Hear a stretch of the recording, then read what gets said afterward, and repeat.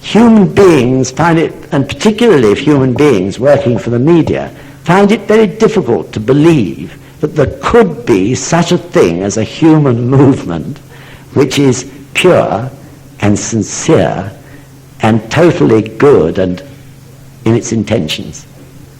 This is impossible for people to believe. So therefore, they're always searching for the weakness or the wickedness which may be hidden underneath. And let's face it, we do it ourselves.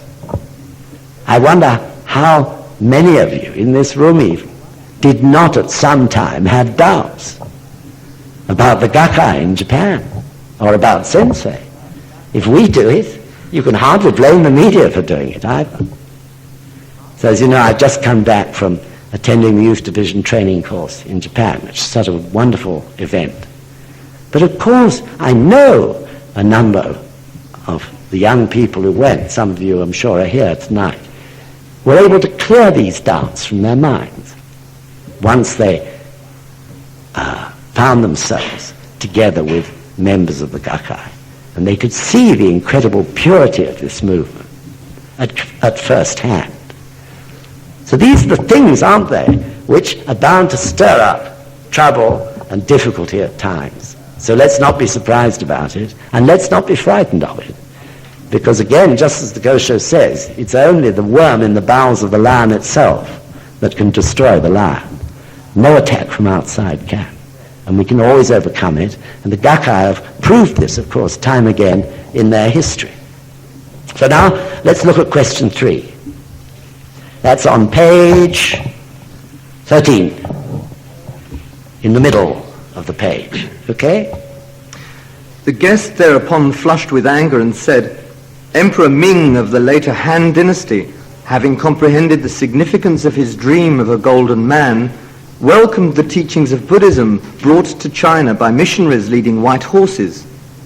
Prince Shotoku, having punished Mononobe no Moriya for his opposition to Buddhism, proceeded to construct temples and pagodas in Japan. Since that time, from the supreme ruler down to the numberless masses, people have worshipped the Buddhist statues and devoted their attention to the scriptures. As a result, in the monasteries of Mount Hei and of the southern capital at Nara, at the great temples of Onjoji and Toji, throughout the land within the 4 seas, in the 5 areas adjacent to the capital and the 7 outlying regions, Buddhist scriptures have been ranged like stars in the sky, and halls of worship have spread over the land like clouds. Those who belong to the lineage of Shariputra meditate on the moon atop Eagle Peak, while those who adhere to the traditions of Hakkanyasha transmit the teachings of Mount Kukutapada. How then can anyone say that the doctrines of Shakyamuni are despised, or that the 3 treasures of Buddhism are neglected?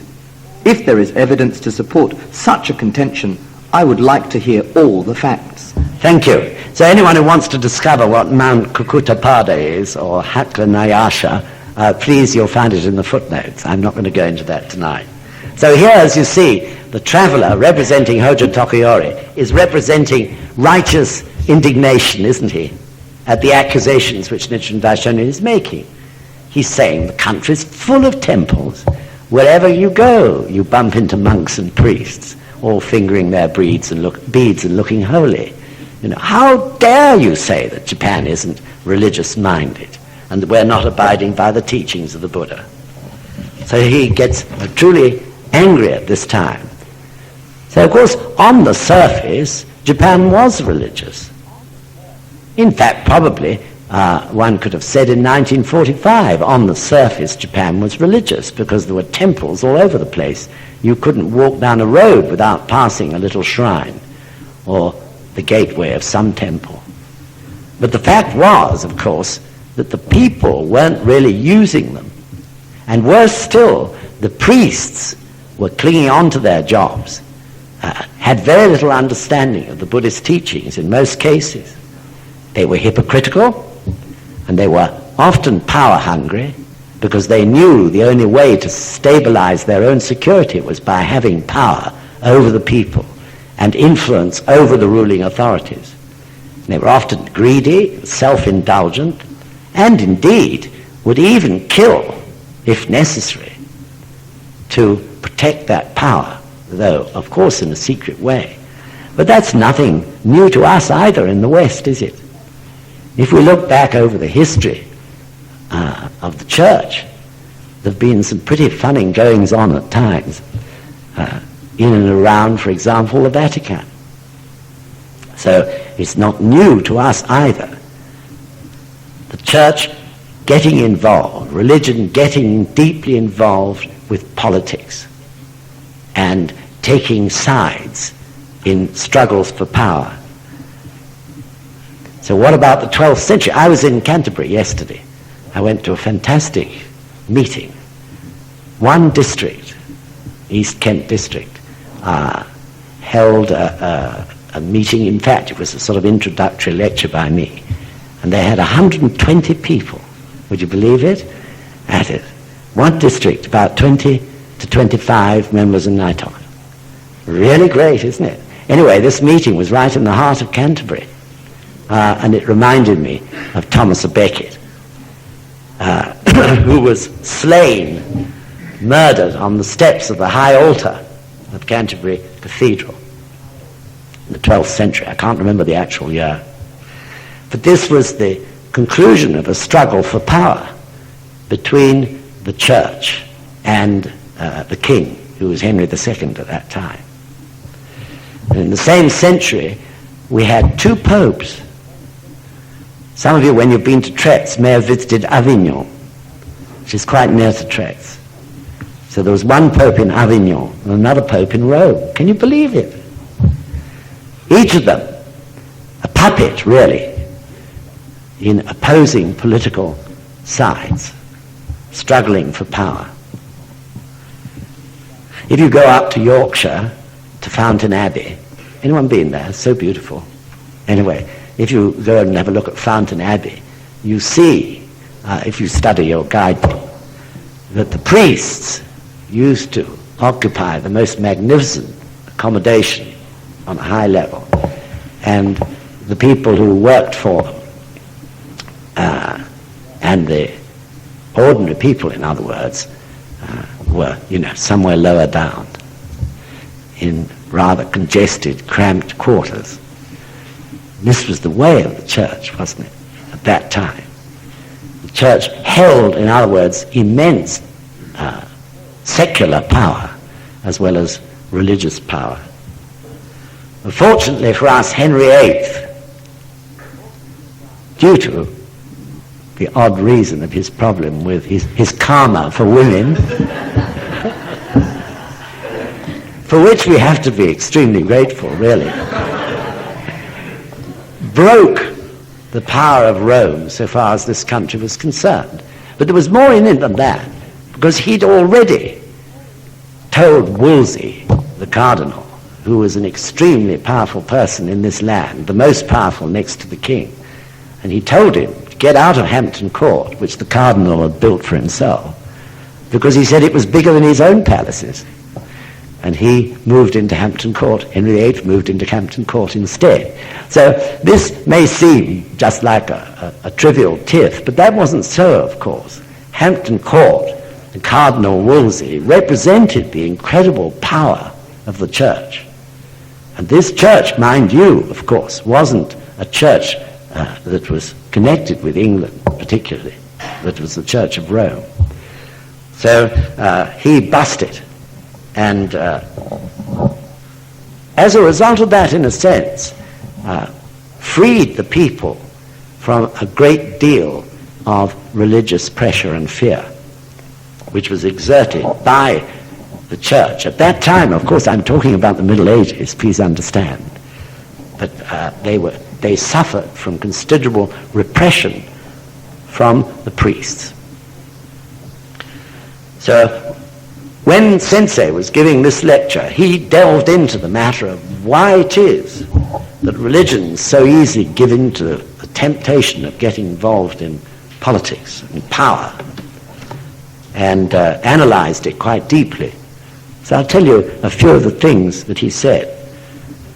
First point he pointed out was that the religious practice itself, of those religions where there is a temptation to fall into the trap of getting involved in politics, the practice itself is weak. That is to say, it doesn't enable people to carry out their human revolution. And therefore, the three poisons remain rife amongst the leaders. So because of that, they seek power in a political sense. But also, of course, a religion that lacks total confidence in its ability to bring about human revolution desires the security of secular power in order to preserve its entity intact. Likewise, of course, such religions where there is weakness in the teaching are fearful of liberating the people. This applied particularly in the past. Therefore, they kept the people under control through the priesthood and the hold of the priesthood over them in the name of God. So Christianity definitely went through its own middle day of the law, just the same as Shakyamuni's Buddhism did. So Shakyamuni's Buddhism in the middle day of the law in Zoho, just as Shakyamuni predicted, was formalized. The whole teachings became ritualized and very much the province of monks and priests. And it was the time of building great temples and stupas. So strangely, the same thing applies to Christianity.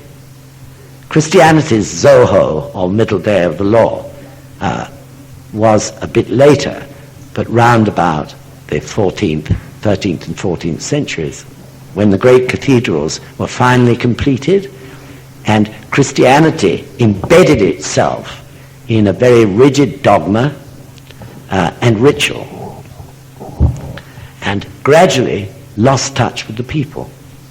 And of course, I'm talking in a general sense.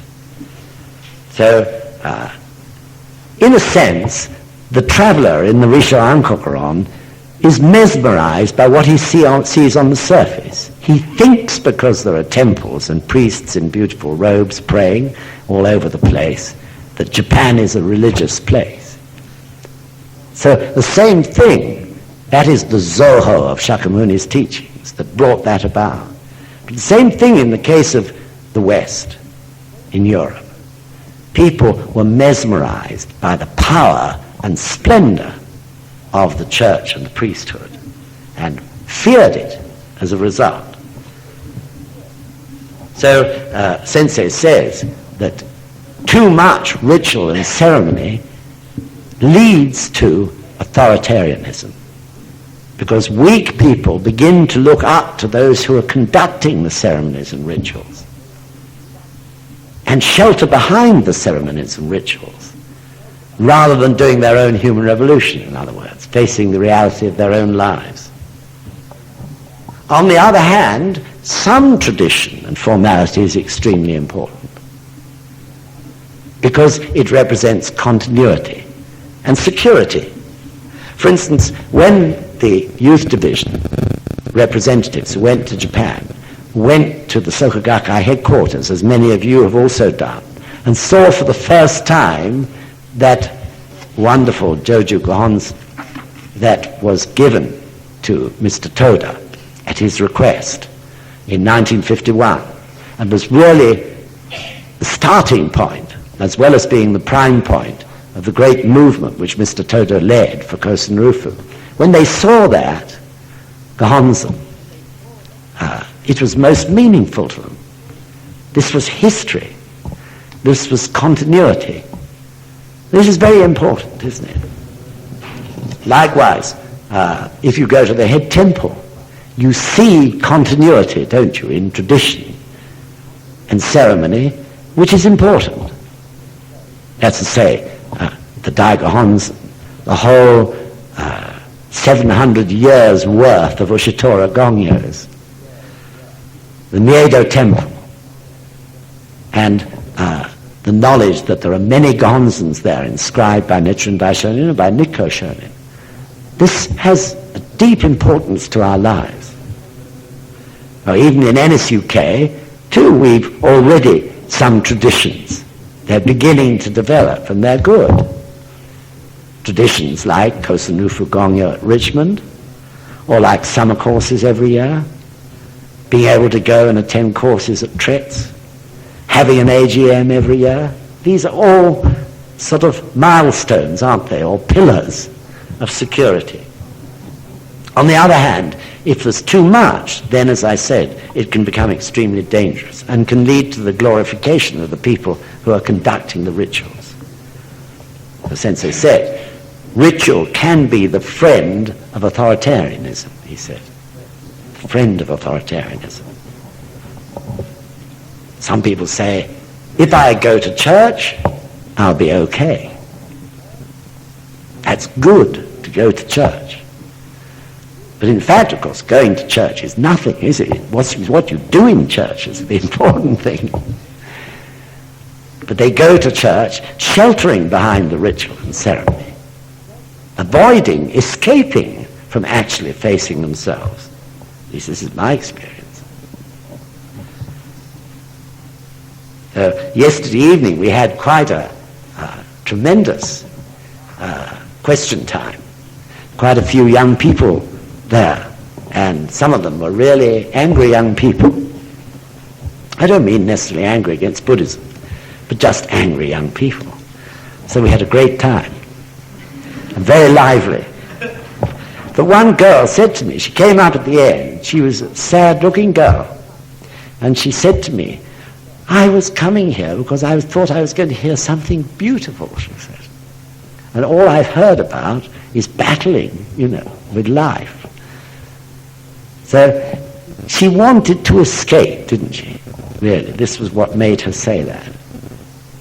It was too much for her at that time to contemplate facing her life and the reality of it. So like the Nembutsu, she wanted to escape.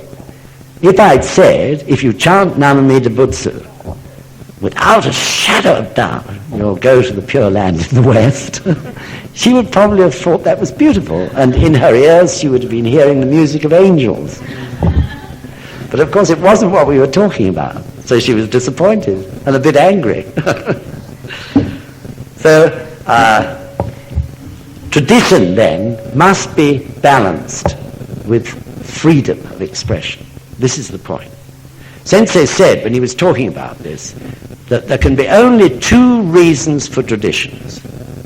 One is to help us to deepen our faith, and the second is to help us to strengthen unity. Those are the only two excuses for traditions, ceremony, rituals. If they don't satisfy those 2 points, they should be scrapped.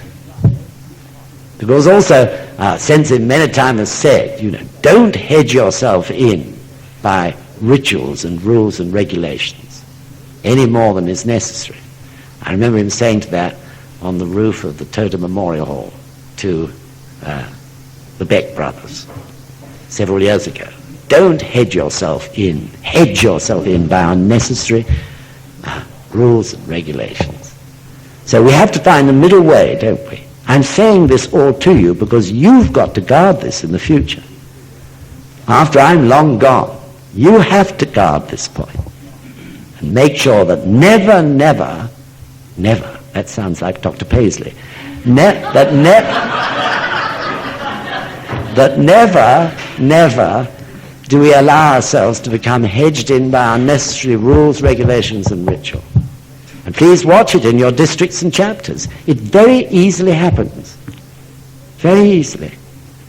So only those that are important for those two reasons, deepening faith and strengthening unity. They're the only reasons for it. So let's look just for a moment to try and explain what I'm getting at some examples. Looking at Nichiren Shoshu, that is to say the priestly order of Nichiren Shoshu. So an example is the form of Gongyo, isn't it? Gongyo was not invented by Nichiren Daishonin. Nichiren Daishonin taught that you should do each part of Gongyo But he didn't invent the whole ceremony we call gongyo. Then a wise high priest, about 100 years after Nichiren Daishonin died, put his guidance together in the form of gongyo to help us carry out our daily practice properly.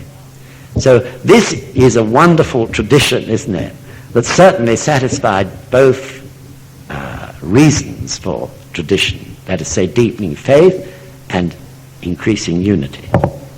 But then on the other hand, after High Priest Nikken was inaugurated in 1979, he suddenly said, do you remember, we'll now hold the beads, please, with the 2 tassels in the left hand and the 3 tassels in the right. And everyone said, why? Some people were a little bit irritated, even and upset by it. What's the high priest doing, saying we must do it that way? Because before that, we'd all been doing it the other way around. But in fact, the priests had always done it, apparently, with the 2 over the left hand. But it had more significance than that. It was a tiny action in a way. But a high priest was cementing unity around himself.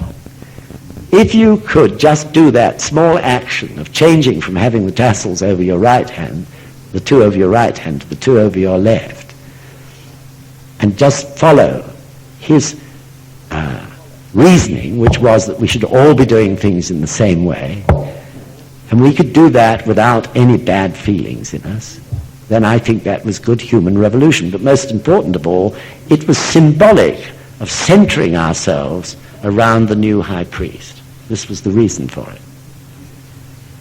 So then, of course, there are the offerings, candles and incense and water. So this again is ritual and ceremony, isn't it? But it has a purpose, which is to deepen our faith. Because as we all know, if we neglect those offerings, which Nichiren Daishonin anyway said we should make, if we neglect it, then we discover we're neglecting ourselves. So that satisfies the 2 purposes.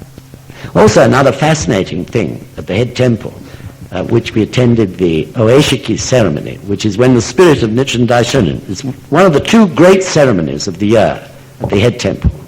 In the autumn, Oeshiki, and in the spring, the ceremony when they air the gohonzons, all the gohonzons that are stored there, and the original gosho, and so on. But at this ceremony called Oeshiki, towards the end of it, we were asked to go into the great lecture hall, and there they had on a video, direct from the Miedo temple, a ceremony of Sansan Kudo. You know what Sansan Kudo is? We do it in weddings, sharing the 3 cups. But this was an incredible ritual. It took 15 minutes, I guess, for the high priest who was being served with this sake in these cups to be given the first cup. The ritual was so complicated. But it was very beautiful to watch. And to begin with, I was saying inside myself, what is all this about? What is the purpose of all this? It was very impressive because 2 priests did it, and their movements were in exact unity together, pouring the sake out of the barrel and everything, and then carrying it, turning right and left and forward, and taking 2 steps forward and 2 steps back. It was amazing to watch, but it was perfectly done. And I suddenly realized this, of course, must be one of the ways the priests do their human revolution. Because if you had a bad thought in you, if you were disrespecting somebody or the high priest or having to be involved in the ceremony, you could never have conducted those movements so perfectly. They were carried out with the purest possible mind. So again, even that piece of ritual has a purpose so far as the priesthood is concerned. That I'm convinced of, which is the young priests who have to go through it really have to struggle with themselves in order to purify their lives sufficiently to do it and do their human revolution. Then, of course, there are many other examples of rituals or rules or ways of doing things, rather, which we have in the Gakkai, we have in NSUK, and I've mentioned some of them. On the other hand, there are lots of things we don't have to do we? We don't have to have Oriental-looking Butsadans.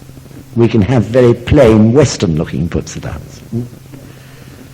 We don't have to take our shoes off when we go into even Shohondo to see the Daigo Honzen. We don't have to. In fact, probably sometimes, I think in Richmond, I rather wished sometimes people kept their shoes on. Because and I think when we have a new centre, we won't take our shoes off. We're much more sensible. But also we don't have to kneel. If we wish to, we can sit. We don't have to do Gongyo before breakfast. If we wish to, we can do it after breakfast. These sort of things, you see. But it can be very easy, just because someone always does Gongyo before breakfast, for him to say to somebody else, you should do Gongyo before breakfast. That's, isn't it, creating unnecessary rules and regulations. So perhaps that gives you an idea of what Sensei was getting at when he went into this in so much detail. So we only need have rules and regulations where they are necessary to deepen faith and proper practice, in other words. And, of course, we encourage unity by certain ceremonies and traditions. Everything else should be scrapped. Please watch it. And if you see anything now in NSUK where you think it's not satisfying those 2 points, you should tell me or somebody there's something going wrong. We want to keep it free as we possibly can. On the other hand, we want to keep the necessary ceremony and ritual which we can all really enjoy and which encourages and deepens our faith and unity. So let's keep a careful watch on that point. So I think we can move on from there to look at the answer. The host, anxious to clarify his words, replied, "To be sure, Buddha halls stand rooftop to rooftop, and sutra storehouses are ranged eve to eve. Priests are as numerous as bamboo plants and rushes, monks as common as rice and hemp seedlings. The temples and priests have been honored from centuries past, and every day respect is paid them anew. But the monks and priests today are fawning and devious, and they confuse the people and lead them astray. The rulers and his ministers lack understanding and fail to distinguish between truth and heresy."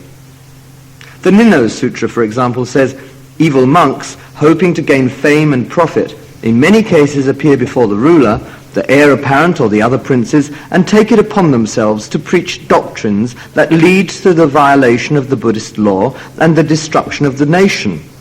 The rulers, failing to perceive the truth of the situation, listen to and put faith in such doctrines and proceed to create regulations that are perverse in nature and do not accord with the rules of Buddhist discipline. In this way, they bring about the destruction of Buddhism and of the nation." The Nirvana Sutra states, "Bodhisattvas, have no fear in your hearts because of such things as wild elephants, but evil friends, they are what you should fear. If you are killed by a wild elephant, you will not fall into any of the 3 evil paths. But if evil friends lead you to your death, you are certain to fall into one of them." The Lotus Sutra says, "There will be monks in that evil age with perverse views and hearts that are fawning and crooked, who will say they have attained what they have not attained, being proud and boastful in heart. Or there will be forest-dwelling monks, wearing clothes of patched rags and living in retirement, who will claim they are practicing the true way, despising and looking down on the rest of mankind. Greedy for profit and nourishment, they will preach the Dharma to white-robed laymen, and will be respected and revered by the world as though they were arhats who possessed the 6 supernatural powers. Constantly they will go about among the populace, seeking in this way to slander us. They will address the rulers, high ministers, Brahmins, and great patrons of Buddhism, as well as the other monks, slandering and speaking evil of us, saying, These are men of perverted views who preach the doctrines of heretical sects. In a muddied kalpa, in an evil age, there will be many different things to fear. Demons will take possession of others, and through them curse, revile, and heap shame on us. The evil monks of that muddied age, failing to understand the Buddha's expedient means, how he preaches the Dharma in accord with what is appropriate, will confront us with foul language and angry frowns. Again and again we will be banished. In the Nirvana Sutra, the Buddha says, "After I have passed away and countless hundreds of years have gone by, all the sages of the 4 stages will also have passed away. After the former day of the law has ended and the middle day of the law has begun, there will be monks who will give the appearance of abiding by the rules of monastic discipline, but they will scarcely ever read or recite the sutras, and instead will crave all kinds of food and drink to nourish their bodies. Though they wear the robes of a monk, they will go about searching for alms like so many huntsmen, spying sharply and stalking softly. They will be like a cat on the prowl for mice. And constantly they will reiterate these words, 'I have attained the state of Arhat.' Outwardly they will seem to be wise and good, but within they will harbor greed and jealousy. And when they are asked to preach the Dharma, they will conceal it, like Brahmins who have taken a vow of silence. They are not true monks. They merely have the appearance of monks. Consumed by their erroneous views, they slander the true law." When we look at the world in the light of these passages of Scripture, we see that the situation is just as they describe it. If we do not admonish the evil monks, how can we hope to do good? Thank you. So the key point is in those last 3 lines. If we do not admonish the evil monks, how can we hope to do good? And in this particular answer, Nichiren Daishonin turns from expounding the principle of the 3 calamities and 7 disasters to the cause of the apathy of the people, which is the monks and priests who are teaching incorrectly, teachings which are harmful rather than beneficial, such as the Nembutsu. And he quotes from the Ninno Sutra, the Nirvana Sutra, and the Lotus Sutra relentlessly. So he doesn't give up. Although the traveler is angry, he doesn't give up. He goes on patiently explaining to this man, through quoting from Shakyamuni's teachings, why the situation today is as it is. We, in this day and age, should take note of that. We're born into an age which is often termed the permissive society, isn't it? Let him do his thing. I'll get on with my thing. But if his thing is causing suffering, both to himself or herself and to the people generally, how can we let him go on? How can we go on saying, "Oh, let him do his thing, I'll get on with mine"? In the case of the bodhisattvas of the earth, it just isn't good enough, is it? But unfortunately, we're born into a society which molds us into thinking that. Let them do their thing. We'll do ours. That's okay, but not if it's spreading suffering and causing pain, taking away life force or breeding apathy, a fatalistic view of life, or, for that matter, encouraging greed or a hunger for power or money. It comes back to the point, doesn't it, of opening the eyes. We have to open the eyes of people, because if we don't, this world will never go right. And this we can understand totally by studying the RISSHO ANKOKU RON. So, of course, Nichiren Daishonin, in his very strong, strict words, harsh words about these monks and priests, he's not slandering them as human beings. He is attacking them for what they're doing, which is to preach teachings which are bringing suffering.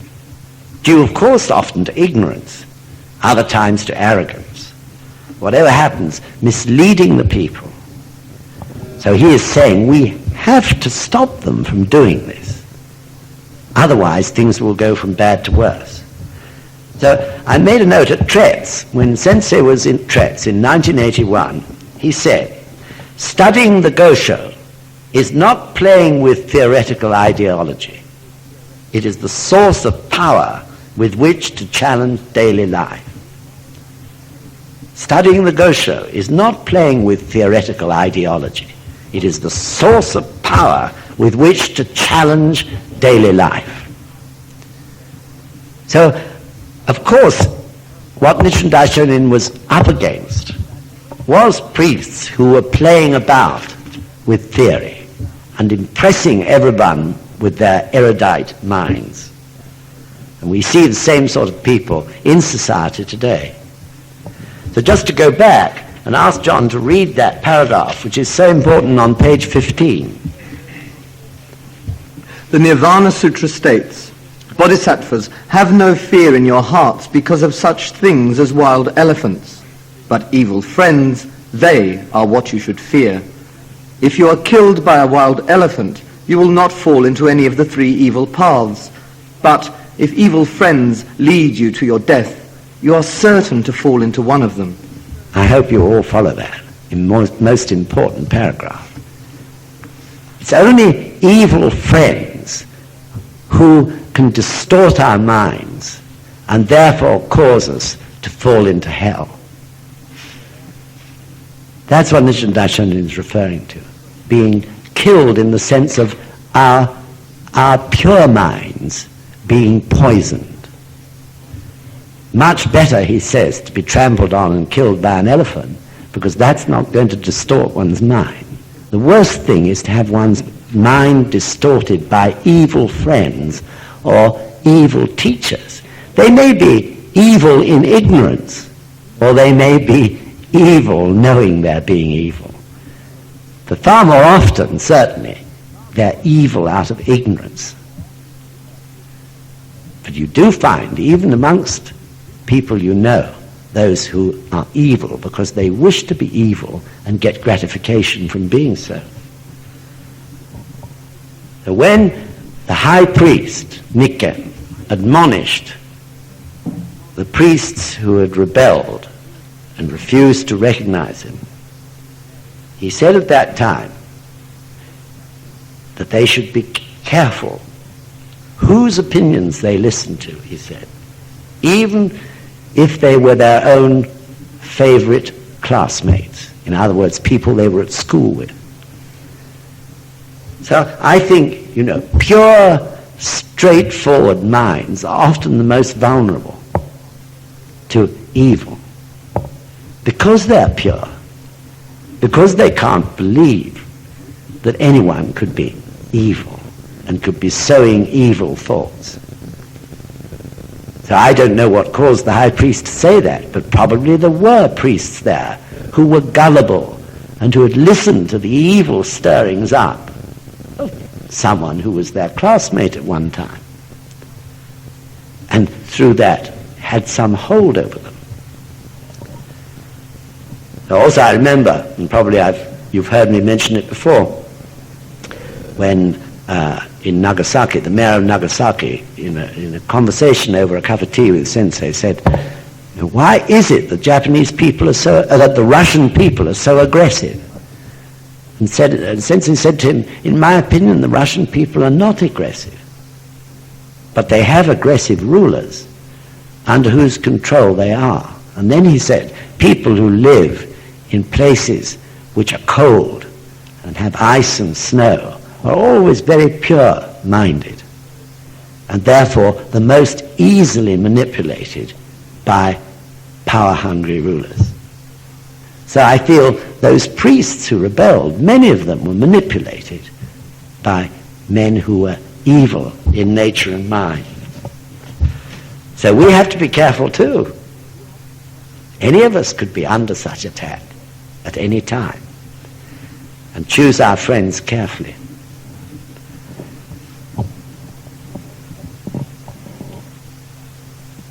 So Nichiren Daishonin could have had two choices, couldn't he? He could have written, he could have not spoken out, not fought back against persecution, or he could have done what he did, which was to fight and write the RISSHO ANKOKU RON so that it would last forever. And as a result of that, he won. SGI is concrete proof that he won. It's taken a long time, but he won. And just as the gosho says, Kosen Rufu is spreading all over the world. So we have to have the same president, the same spirit. And it was the presidents of the Soka Gakkai, of course, who continued with that great spirit. Also, I think High Priest Nikke. He fought and he won. The three presidents of the Soka Gakkai, Makiguchi, Toda, and Sensei, all had to fight against incredible odds, but they won. Just as we can always win. So again, at that same time, the High Priest said, the greatest good is to embrace the true law. The greatest evil is to slander it. So this is how we have to judge those whom we put our trust in, I think.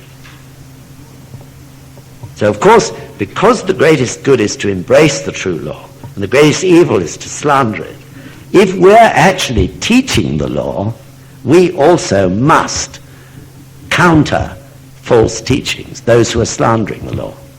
And this is what Nichiren Daishonin does in the RISSHO ANKOKU RON, and in many other gosho, doesn't he? And which we also have to do. So we live in a non-Buddhist country. We can be polite and courteous, but we can't give in. If someone is slandering the law through their behavior, we have to struggle to try and point it out. Now, of course, sometimes they may get angry, but provided we're patient and courteous, we can do it without that. Many people in this country are slandering life out of their ignorance, aren't they? Slandering the true law out of total ignorance of it. So these people, we have to gradually persuade and debate with. Of course, we won't win in every case. And I'm sure many of you who are doing great shakabuku, you face that sort of situation sometimes, where people really find it very difficult to understand that they're actually slandering the law of life by going against life itself. So we don't have to uproot centuries of Christian teachings or attack the Christian church. We don't have to do anything like that. We don't have to refute and get involved in religious arguments and refute Christian doctrine or Islamic doctrine or Judaic doctrine. It's unnecessary, because we can bring everything down to practicalities, can't we? We don't have to argue shakabuku on that level. The questions that are important for us to get an answer to are not all that theory and mumbo-jumbo. It's, are you suffering? Are you sick? Are you poor? Isn't it? This is the way we can do it. Are you suffering because you can't seem to establish good relationships with anybody? These are the points, aren't they, that we can base our discussions on. And through that, gradually point out the existence of the law of cause and effect and the difference between slandering the law and living in rhythm with it. And if people say, are you saying this is the only way to enlightenment? You say, yes, it is. Of course, that's my belief and my experience, but I believe too what the Buddha taught. Yes, it is the only way.